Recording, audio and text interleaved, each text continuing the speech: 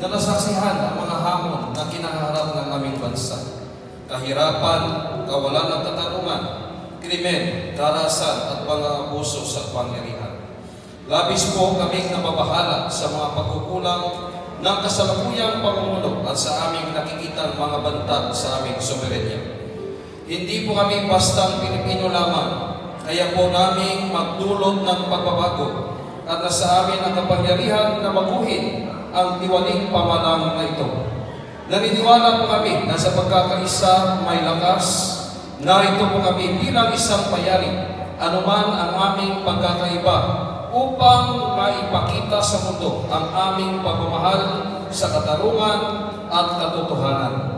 Kinikilala po namin ang aming sariling mga pagkukulang at ang sakit na aming nadarama para sa aming bansa.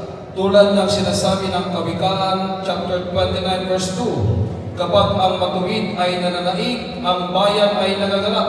Kapag ang masama ay nagahari, ang bayan ay dumaraing. Dumaraing po kami ngayon, Panginoon, at humihingi ng iyong tulong. Digdinin niyo po ang aming mga hinaing at aming pakiramdam na kami ay pinabayaan. Pagpalain ninyo ang mapayapang pagtitipon itong Panginoon. Nakikisa po kami sa mga Pilipino dito sa United Kingdom, sa Pilipinas at maging sa buong mundo. Umaasa sa isang mas magandang kinabukasan at naniniwala po kami na sa iyong tulong mananaig ang katwiran. Dalangin po namin ang isang makatarungan at pantay na pamalaan na nagtataguyod ng dignidad ng bawat Pilipino.